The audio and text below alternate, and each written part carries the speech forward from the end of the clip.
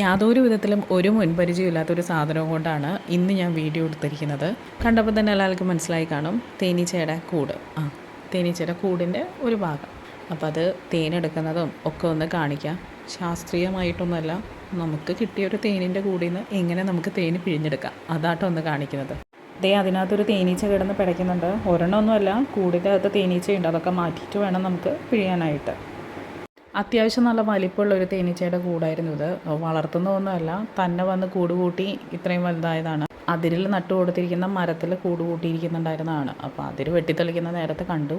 അങ്ങനെ ഇത് എല്ലാവരും കൂടി വീതിച്ചെടുത്തു. അപ്പോൾ ഈ ഒരു പാത്രത്തിൻ്റെ വലിപ്പത്തിലുള്ള ഭാഗം ഞങ്ങൾക്ക് കിട്ടി. അപ്പോൾ അതൊന്ന് പിഴിഞ്ഞെടുക്കുന്നത് എല്ലാവരെയും ഒന്ന് കാണിക്കാമെന്ന് വിചാരിച്ചു. അങ്ങനെ ഞാൻ തന്നെ വീഡിയോ എടുക്കലും ഇത് പിഴിയലും ഒക്കെ തുടങ്ങി. പക്ഷേ വിചാരിച്ചത്ര എളുപ്പമല്ല എന്ന് ആദ്യത്തെ ഒരു ചെറിയ കഷ്ണം പിഴിഞ്ഞപ്പോൾ തന്നെ മനസ്സിലായി.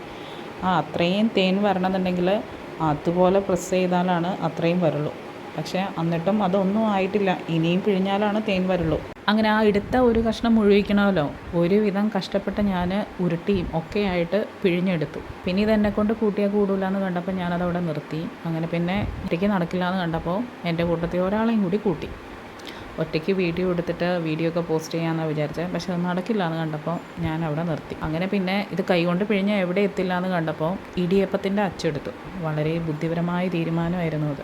പക്ഷേ ഇടിയപ്പത്തിൻ്റെ അച്ചിനകത്തോട്ട് ഈ തേനീച്ചയുടെ കൂടിൻ്റെ അട ഇട്ട് കൊടുത്തു. എന്നാൽ ഒന്നോ രണ്ടോ ചെറിയ കഷ്ണം ഇട്ട് കൊടുത്ത് നമ്മൾ പിഴിഞ്ഞെടുക്കായിരുന്നെങ്കിൽ നന്നായിട്ട് കിട്ടിയേനെ.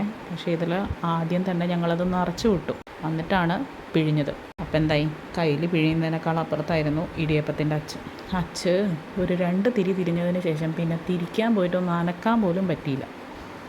അങ്ങനെ ഒരു പ്രാവശ്യം കൂടി ഒന്ന് ശ്രമിച്ചു. ഒരാൾ ഇടിയപ്പത്തിൻ്റെ അച്ച് പിടിച്ചു, മറ്റേ ആൾ മുകളിൽ തിരിച്ചു.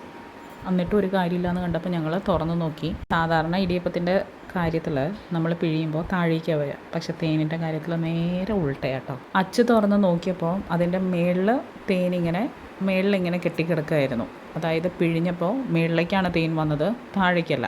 അത് കണ്ടപ്പോൾ ചെറിയൊരു ആശ്വാസം, പിഴിഞ്ഞത് വെറുതെ ആയില്ലല്ലോ എന്ന്.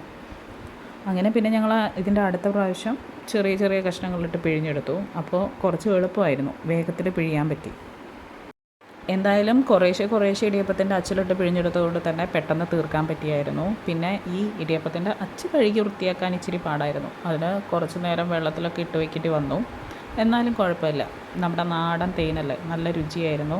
നമ്മളിത് പിഴിഞ്ഞതിന് ശേഷം ടേസ്റ്റ് ചെയ്ത് നോക്കിയായിരുന്നു. നമ്മൾ വാങ്ങിച്ച തേനും നമുക്ക് കിട്ടി ഇപ്പോൾ ഈ പിഴിഞ്ഞെടുത്ത തേനും രണ്ടും തമ്മിൽ രുചിയുടെ കാര്യത്തിൽ നല്ല അന്തരമുണ്ട്. വാങ്ങിക്കുന്ന തേനിന് ഒരു തരം കയ്പുണ്ടായിരുന്നു. പക്ഷേ നമ്മുടെ ഈ തേൻ നല്ല മധുരമാണ്. അപ്പോൾ അത് കഴിച്ച് നോക്കുമ്പോഴാണ് അതിൻ്റെ വ്യത്യാസം അറിയുള്ളൂ. ഇനി നമ്മൾ വാങ്ങിക്കുന്ന തേനിനകത്ത് ഇനി പഞ്ചസാര ഇത് കാരമലൈസ് ചെയ്ത് വെച്ചതാണോ എന്താണോ ഒന്നും അറിയില്ല.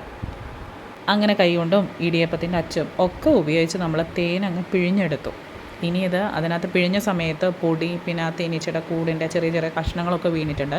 അപ്പോൾ അതൊക്കെ ഒന്ന് അരിച്ചു മാറ്റാം. അങ്ങനെ നീറ്റായിട്ടുള്ളൊരു പാത്രത്തിലേക്ക് ഇത് ഒഴിച്ച് വയ്ക്കുകയാണ്. എന്തായാലും തേൻ പിഴിയാനിരുന്നപ്പോൾ വിചാരിച്ചത് ഒരു 1/2 ലിറ്റർ കൂടുതലൊക്കെ കിട്ടുന്നതാണ്.